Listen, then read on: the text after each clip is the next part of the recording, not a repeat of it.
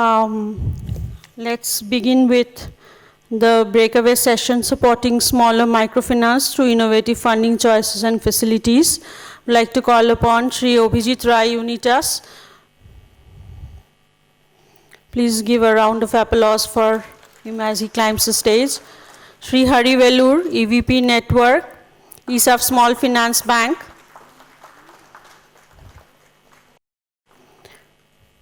Amit Agarwal, Regional Director, South and Central Asia Water Equity. Srimati Banani Roy Chaudhary, Managing Director, Navasamriddhi. Sri Pramod Kumar Vijayavardjia, GM SIDBI.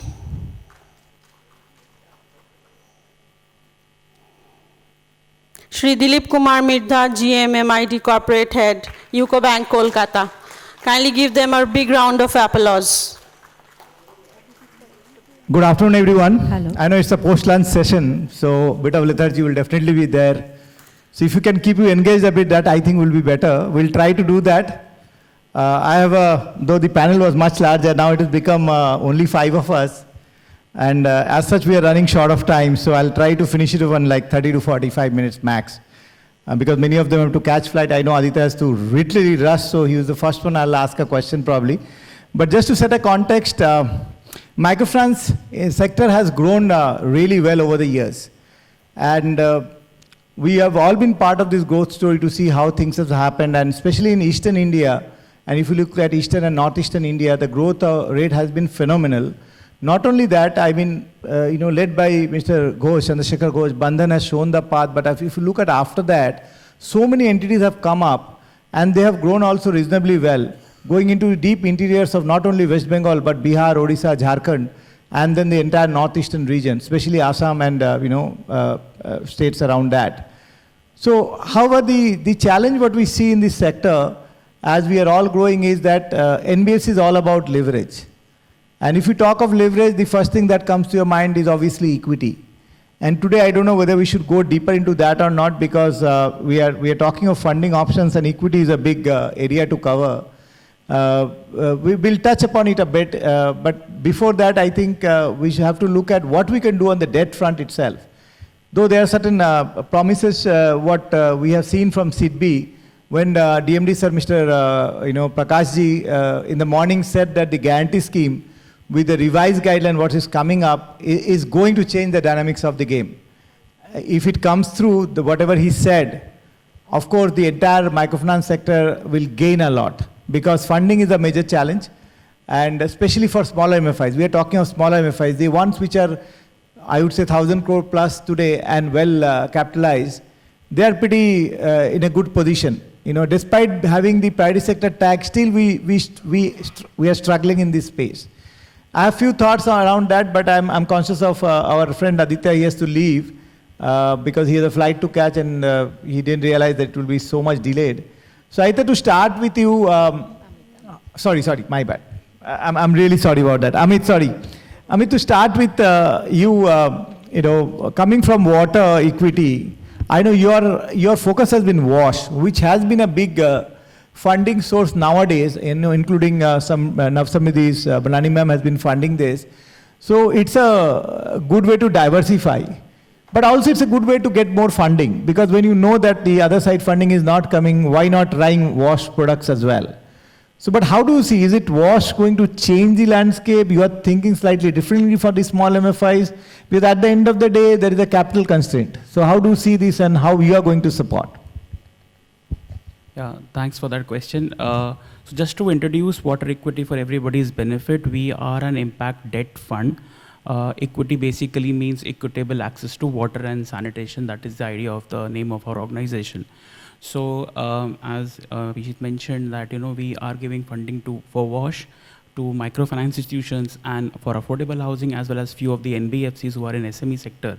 This, as he said, is giving diversification. And if we look at the matrix that we operate in, we have 3 broad matrices which we look at. One is the risk, one is the return, and third is the impact. Though I'm saying the word impact last, but that is the most important aspect for us. And you will be surprised to know that actually we would like to work with smaller MFIs, because there the average ticket size is lower, right? So for example, a smaller MFI will be giving a loan of say 20,000, 30,000, whereas a larger MFI is able to give a larger ticket size. But the money is going to the same family. So from our perspective, a smaller ticket size is actually benefiting more people and at a per capita kind of per unit of money being given out. So in terms of WASH, what we do also do is diversification. Is that's a product that we are happy to actually fund. We are happy to actually develop also if an institution is ready to diversify into that field. For this, we have our sister organization, water.org, which has been in this field for more than 30 years. They are into product advocacy, product development, staff training, making of marketing materials, and all those things are done by them. And when the actual requirement of funding comes in, we as fund managers come in and we are able to lend for this. The only commitment and the constraint that we are facing right now is that a company should be able to foresee themselves to be committed to this product for at least 4 to 5 years. Because please understand, we are a foreign portfolio investor. We can't exit quickly, right? We don't have other kind of options to just move out of the investments or sell it down. And we are, again, as I said, impact is most important. So we would be happy that if more and more companies come up and they are ready to kind of commit to this product with us, and we're happy to develop with them and fund it too. I think first of all we should give a big round of applause because he's supporting the small MFIs. Rarely do we see that people are coming out and saying yes, we are supporting small MFIs. So thank you, Amit. I know you have to rush, so if you have time you can continue, but feel free to. I can wait for 5 minutes. Yeah, great. So sir, I think coming back to other banker friends here. Before I ask them a question, I think one of the things I need to put across here very clearly, and I want this session to be interactive, so please anytime anybody has a question, do raise a hand, we'll reach out to you. Because we want you to take advantage of the amazing people in the panel, except me, of course, who can definitely address a lot of your questions. So feel free to ask.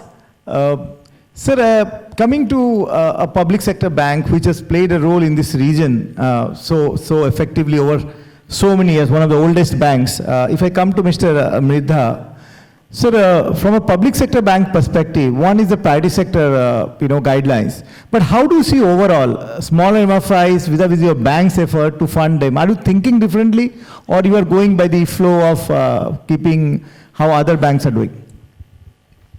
Good afternoon. Sir, the moment we think of MFI and MFI lending, the MFI we look into not simply as a microfinance institution. It comes, AIM stands for to a public sector banker, is totally the macroeconomic development growth, it is contributing, AIM for macroeconomic growth development contributor, and A for focusing on the finance, maintaining the lending efficacy. And I stand for the inclusive growth, maintaining the indigenous technology and credit linkage. When we go for the MFI lending, we look into the credit risk aspect as per the regulatory instruction. There is no such operational risk or market risk involved in the MFI lending. We need not look into that. And so for credit risk is concerned, we look into the capital base, the equity base in terms of the CRAR, capital risk-weighted asset ratio. As per the Reserve Bank of India regulator, the norms is 15%, but to public sector banks, we keep it 2% higher, 17%. But the MFI, for all practical purpose, it is much more than the 17% on an average. And regarding the delinquency, the gross NPA percentage and net NPA percentage, there is a criteria given by the Reserve Bank of India. And most of the public sector banks, they are maintaining that criteria. It is a net NPA percentage, it should not be more than 3.5%. And gross NPA should not be more than 5%. And the most important thing, what we see is the asset under management, AUM base. For the MFI sector, there is a, from the risk management angle point of view, we have a ceiling, AUM of 500 crores and above, 500 crores and above it should be normally. And what you have done in the past, if it is our existing client, existing MFI, then we can go for the relaxation. Of course, we go for the relaxation. There is we go for the deviation also. We have a different delegation power. So we give the town lending facility. We see the capacity of the MFI, its reputation, and the term lending, because to whom they are onward lending, that is most important. It is attractive to the nationalized bank because it covers mostly private sector lending. Because especially the JLG group, joint liability group, the self-help group financing, the MSME financing, the housing finance companies, the asset finance companies, equipment finance companies. This type of NBFCs we are financing, and they are mostly under private sector. So that way, and if the onward lending does not involve the time period moratorium, like housing sector, that needs a moratorium time, and other sector. Normally the direct lending is there, no moratorium is needed. And that is a thing. And the most of the term loan we give, normally we give short to medium term within 3 years, within 3 years, 3 to 5 years. And the rating is also very, very important.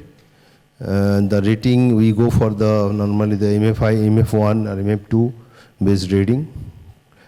And the last 3 years, we not only most of the public sector banks, I think, they are going for NBFC and MFI lending in a big way. I was seeing the figure today morning, and 2020-2023, there is a 70% growth in NBFC and MFI lending, whereas overall credit growth is 50%. Out of 50%, 70% growth belongs to NBFC, MFI. That's why the RBI has come out with a regulation that there should be restriction and control. They are closely watching the exposure on the NBFC and MFI sector.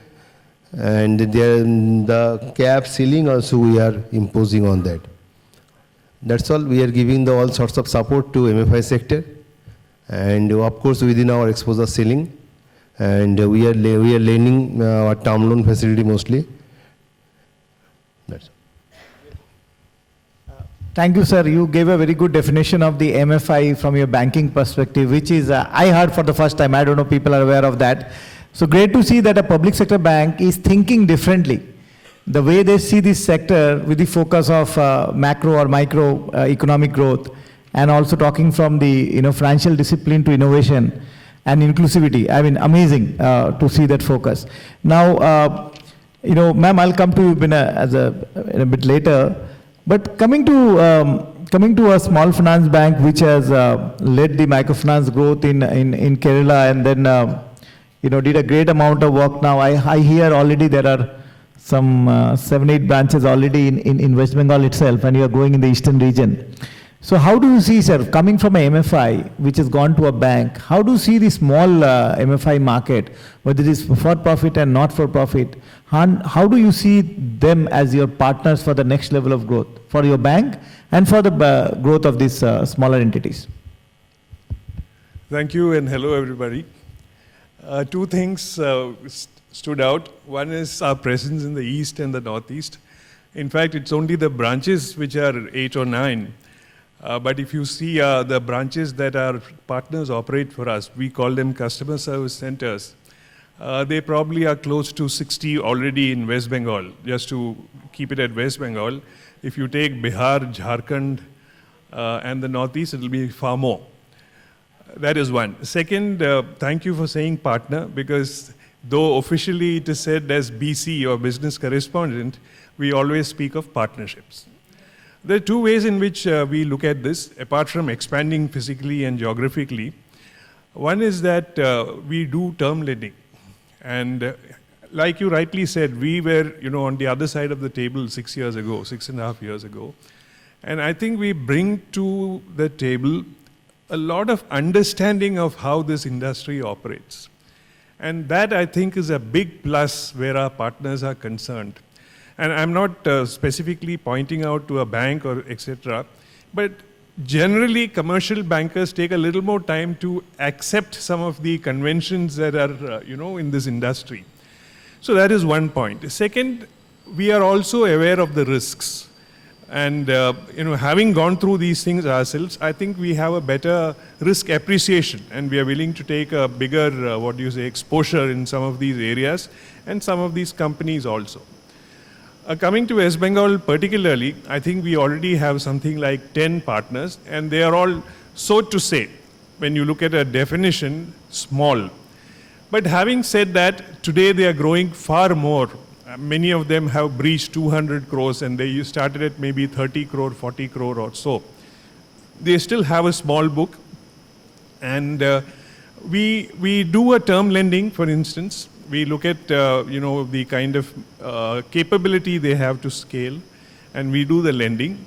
And wherever possible, we within a year we relook at how this the account has been operated, what the metrics are, and we scale up the lending also. But apart from that, we are also actively seeking people as partners. So where they are not able to absorb larger amounts, for example, we take them in as business partners, and though the lending is on our books, they are the front end. And so when I said in West Bengal I probably have 60, 70 shops or outlets, they are the people who are doing it, our partners. Now, it is not just the money that we are giving or the lending that we are doing. We have several people here. In fact, a couple of my colleagues are here already in this hall. Apart from funding, we are giving them a lot of knowledge. We've gone through these pangs ourselves when we scale up, the management challenges that can come, the HR challenges that can come, the governance issues that will happen. And finally, since we are a very tightly regulated institution, because we are a bank, we help them practice these things themselves so that they are ready for the next stage of growth, etc., etc. So, I can see so many of my friends in this audience here and many more to whom we are speaking to. So all I can say is we are with you, and there will be, a couple of things we are thinking is, if we do a term lending, can we take the same person as a business partner? Because there is an FLDG component, and if I lend on the term loan side, am I actually doing 100% lending? So, the regulator tends to look at it from these points of view. But we are trying to see how we can manage all of these things. So all I can say is, we were an MFI, our heart is still as an MFI, and we are with you. Thank you. What an amazing word. We are with you. I mean, great assurance, and ISAF is known to be a partner who was always supportive, and we know it from Paul, the leader itself. And I had the privilege of working with him when I was in SIDBI. I used to fund Paul. So, and he has been as humble as he was earlier, still today, trying to look at this sector and see how he can support the entire, group. So, coming to Madam now. So, Ma'am, NABARD, a DFI, NAB Samriddhi, slightly different entity which is looking at things slightly more commercially than what NABARD can look at. And you have always been looking at slightly larger entities. But of late we heard that you are thinking a lot in terms of supporting smaller MFIs, right?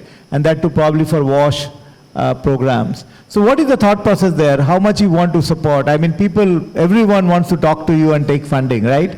So let's understand from ma'am, as they say, the woman is always the last laugh in the house. So let's hear from her and what is her advice to all of us. The woman has the last word, right? Yeah. Yeah. So thank you, Abhijit, and thank you so much, Amphi West Bengal, for having me here today.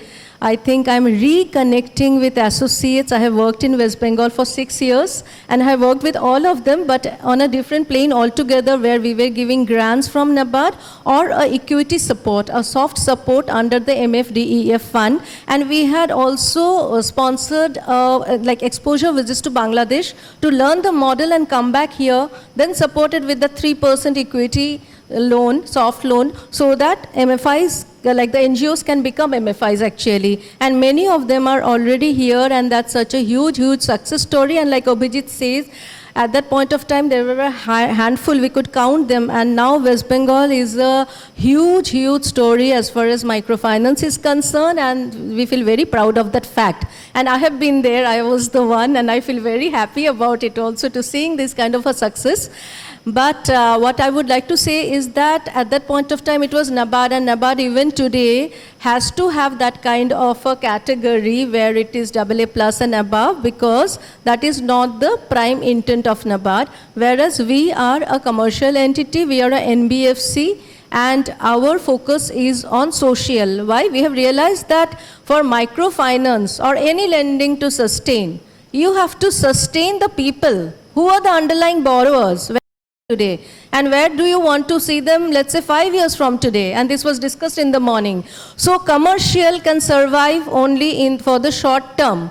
When you look at the long term, when you look at sustainability, the social is very, very important. And that's what MFIs are doing. When we talk about social, we find MFI partners. We don't find other partners. Other partners we are slowly actually pushing into the social, having realized that underlying borrowers, if you need to sustain their health, then education, these are very important. We don't do education, we do health. Green and wellness is our focus. Under wellness, WASH has emerged as our champion segment. So under WASH, we get support from water.org, of course, as a technical partner. And we have tied up today with 30 NBFC and non-NBFC partners. So we don't just work with NBFCs, we work with the smallest of the small, we as in Napsamruti. So our entire risk rating spectrum starts from the unrated. The unrated entities with AUM up to 100 crore, that also we are going to change and make it own book up to 100 crore, because otherwise the rating doesn't work out. Then non-profits, we have several Section 8 companies with us, societies and trusts, then going up to AA maximum. We don't go, not even AA minus. We don't go beyond that. That's totally NABARD spectrum. And we work with NBFC ICCs, like of course Abhijit has been a partner and supporting us throughout, and now he's going to start WASH. I mean, he's already started WASH, but some loans there.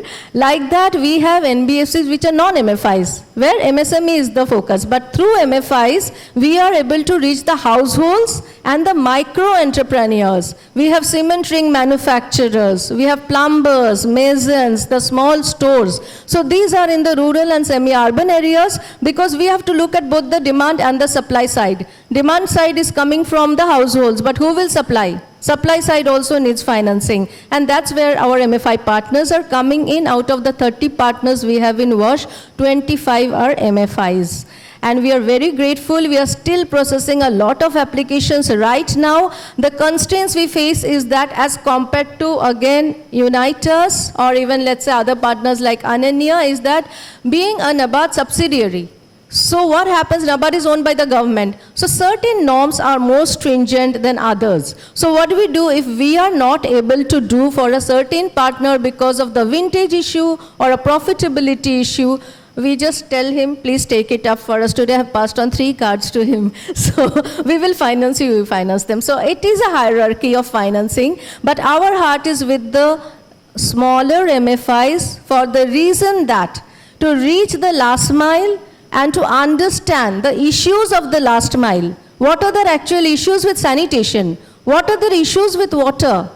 What is the issue with salinity, with cyclones and storms and all the climate? Because we have pioneered climate resilient WASH financing. It's a program that started in November, and we have already sanctioned 7 loans under this. So the local level MFIs are who we are looking at, because they understand the local level situation. And we are looking at climate vulnerable areas here. West Bengal has several. Right now we are already talking to 3 of our partners here.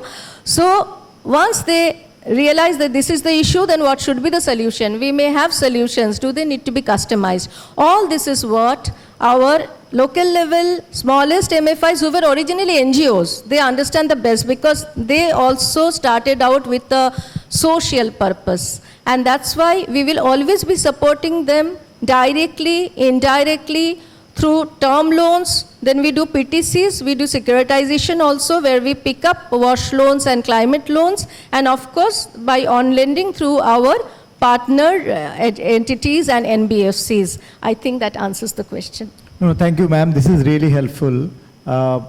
Assurance from a all India financial institution to support the smaller entities, even if it's through a WASH program, it's a big welcome for all of us, right?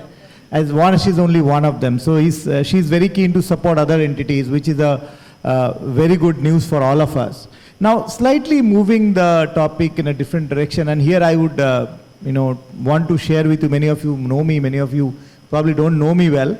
So always it's very exciting to come to West Bengal because this is where I started my first microfinance loan. I think Ajitda is here probably. It was the year 1996, I think, when I gave the first loan to Mr. Ajit Maiti, when he used to operate out of Pancharul in Howrah. And I think great to see Kuldeep today runs a 1,000 crore plus entity. Kuldeep was studying those days, I think in a college or maybe a school. So from there to see microfinance come here, and you don't know, I think when I was in CDB, I gave the first loan 20 lakh to Mr. Ghosh also in Bandhan. So the journey of seeing the MFIs grow and so many of them coming up today also. I met 2 of the not-for-profits today, and they've just started. The enthusiasm to start today is also so much in this part. If you go to South and all, still people are saying, no more microfinance. But in East, people are still very keen to start. They see a large market. Though I know capital is always a constraint. So coming back to the capital question, I think that is one area we all need to be aware of and also to go deeper. So whatever we do, even if you do a BC, there's a limit because the RBI guidelines says 50% interest per AUM and portfolio and all those things. So we have to have equity, more equity. But then raising equity at an early stage is very difficult. So earlier in the last year, I did suggest some measures for the association to take it up. But this year I was thinking slightly differently that what we can do. There are 3 thoughts, and I'll try to pick brains of my amazing colleagues here from the industry. The first thought I was thinking is NABARD and SIDBI has been playing an amazing role, right? And if we can do a tier 1, can we do tier 2? What I mean by that is, if we can get NABARD and SIDBI to think through a fund, which could be a sub-debt fund, right? So it's not that they're giving equity, there's an exit challenge. So let's say have a sub-debt for 5-6 years, which comes at obviously very reasonable cost. Actually, that would give a lot of comfort to lenders probably to lend more because capital adequacy is taken care of. You can have 50% of your capital as sub-debt. So it comes as a tier 2, it's long-term, you can use it for your portfolio. At the same time, can use it for your leverage as well, your capital adequacy side. So is this something we can, I don't know, Gigi sir is here or not, he has been a big supporter and really pushing from Southern side, so many things. So this is one of the things, even Shaibal, if he's around, he can take this forward, to discuss whether this is an option, because we have to do a lot of policy advocacy and push to the All India financial institutions. Second part of it is, can we look at, the revamping what Prakashji said. How can we push the government to think of the IMF? It was a 300 crore fund which is hardly utilized. And if the money is there, the intent of the government was to capitalize these MFIs, why not pushing it big time, whether it is through multiple associations of the different states coming together, whether it is under the Southern banner or the MFIN banner, it doesn't matter. At the end of the day, we need capital. And there is, at some point banks will say, guys, you need to have your capital adequacy fixed. Otherwise, we can't lend beyond a point because you are a regulated entity. You are NBFC MFI, right? So can we really push the agenda there and see what we can do there? The third thing I always talked about is that we have to look at how we can garner equity from the local resources. This is the one I talked about last time also. We'll have to think how you can get the industries, other industries which are popular in this region, to say that how they benefit out of microfinance. Because I'll give you an example.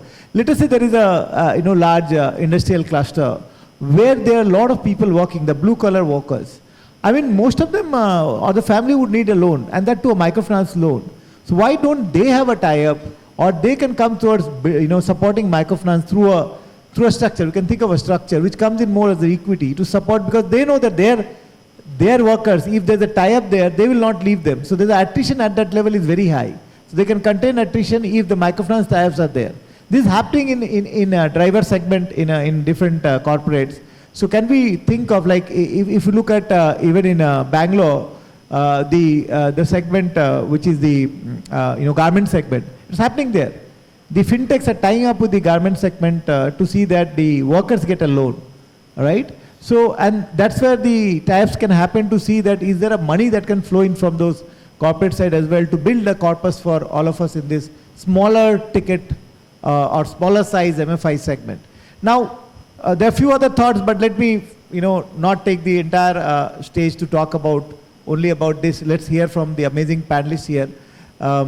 So coming to, I think, straightway first to sir from UCO Bank, Mridha sir, what is your thought? I mean, what shall we do to push the agenda of more capital? Because as a lender, you will definitely need, you cannot go beyond a 17 or 80, lower than a 17% capital adequacy for these MFIs. You have to always think of how to get in more capital. The profits cannot be like 30, 40% every year to jack up the capital. So what shall we do? You told correctly. And as a lender, we are also the financial partner of the MFI. And the moment you are lending the MFI, you are also becoming the partner with them. But to enhance the capital base, as you mentioned that NABARD or SIDBI, they can give some sort of capital, seed capital. And where that capital can continue up to 8 years or 10 years for a longer period. And some grandfathering should may be allowed there, some equity base. And also some risk-weighted asset, as RBI also can give some consideration that for financing of the NBFC or MFI, good rated MFI or NBFC, the RW or risk-weighted asset, the requirement of capital for the lender, if it is reduced, then they will also be encouraged, because normally we lend to the AAA rated or the government guaranteed or the banking institutions where the risk weightage is 20% or 30% and or zero. So this type of support government also can give. In some cases, I have seen the promoters, they have taken loan from the family, friends, relatives, or from some NBFC or some bank. But unfortunately, those loans are repayable. When the loans are repayable every year, that cannot be taken as a equity or quasi-equity. The nature of quasi-equity is that it should remain into the business for a longer period, at least for more than 7 years. So that type of support can be given by the SIDBI or NABARD or any other governmental organization, and government also can reduce the risk weightage capital requirement for the lender. Also for NBFC, MFI, some consideration should be there. And it depends upon the priority, because the public sector banks are controlled and monitored by the regulator. If during the COVID time, there was an instruction for that type of, that the NBFC, MFI lending should be given. And that time, during those crisis period, we have extended our support to NBFC and MFI. That is still continuing, is still going on. And if you look at most of the banks, their NBFC, MFI exposure is much more as on date. But the government, because the support was there, encouragement was there, that type of support, if it continues for NBFC, MFI, and I think the lenders or lending institutions, they will definitely extend their financial help, because we are also a commercial institution. So it is a mutual. Then when you are holding the hand, there should be a mutual partnership or mutual benefit should be there. Then till now we are extending to a large extent, we are giving the term lending facility and extending the loan. Also one after another loan also, at a time 2-3 loans are also outstanding. We are giving those who are good MFI or good NBFC, we are giving the support. That should not be a problem.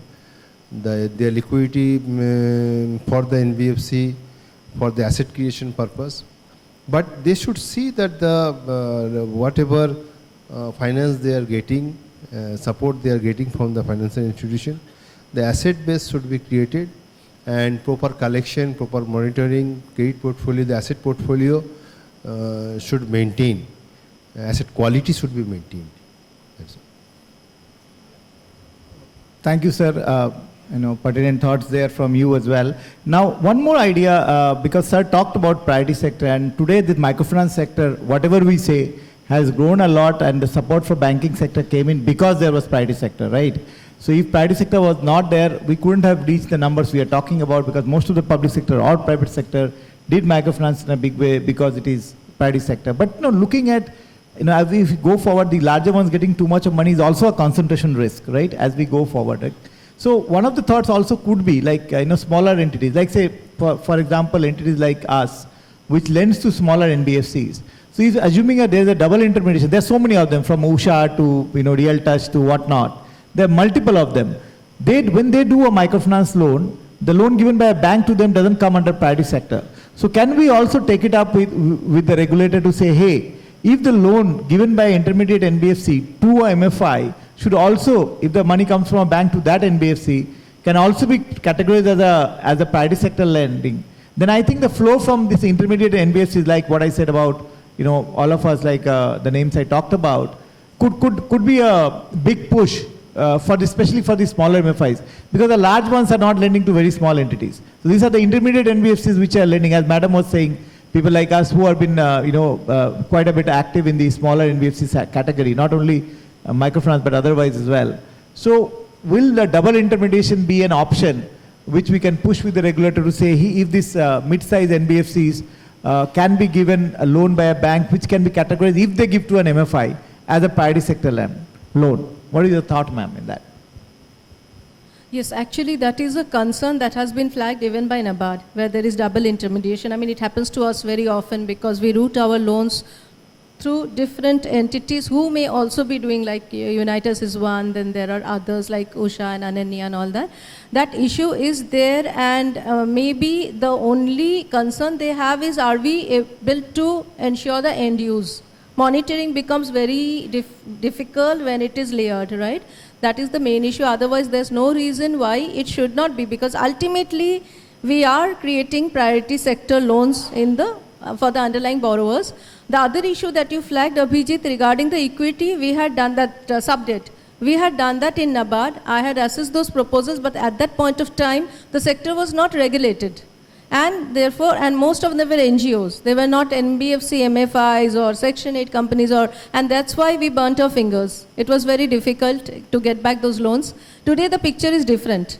So today, we can easily, again, take up with NABARD. It can be an action point for Sadhan as well, that let us take up with NABARD that today, this sector is totally regulated. And for the smaller ones, this is really necessary. So that 1%, 2%, whatever, it is a soft loan that comes as a sub-debt which gets into the tier 2. Of course, for that, the leverage will not get affected, but CRAR definitely, and it's a great idea. We can take that up with NABARD again, and that has to come from the SRO, obviously. And the other thing here is that since there is already a negative experience, when we are working with the smaller MFIs, we would like to flag that there are a lot of issues that come up, and the lens with which any lender or even an equity provider will look at a smaller entity is going to be different. We have to admit that, because it is very difficult to monitor a large number of small entities, and of course there is a need for more hand-holding, more awareness generation regarding the governance, the systems and processes, whether they're actually following the rules, or even if it's within the rules, whether it's a good practice. And this is where, again, something that Sadhan needs to take up. It's already taking up, but definitely there is a case for more stringency here, because where we are getting stuck with small MFIs and small NBFCs and others, that is non-profits and all, is that there is a lot of such issues that we find, which is not an intent issue. It's a lack of awareness issue. So that is one more issue I wanted to flag here for this forum. Thank you. Thank you, ma'am. The last question will go to Sir Hari sir on my right. But sir, you have a different transformational journey in ESAP as well. I was a bit of part of it as well, as we were transforming from a NGO to MFI to a bank. And you created amazing multi-state cooperative structure and things like that, which helped you in the capitalization part. So having gone through those journeys earlier as ESAP Bank, and you now see a lot of MFIs struggling on the capital front. A few things we have already shared, but if you can add on to that or your thoughts on this direction, it will really be helpful because of an institution which has gone through that journey and come up to become a bank, very well respected bank. Your thoughts, sir? So when you were speaking about, so to say, crowdsourcing of capital, I was thinking of our own model because we were a cooperative and, capital came in. Yeah. But as a bank which, went through an IPO recently, I'd like to bring forth a few points which, as an industry, you have to think of when you want to shore up capital.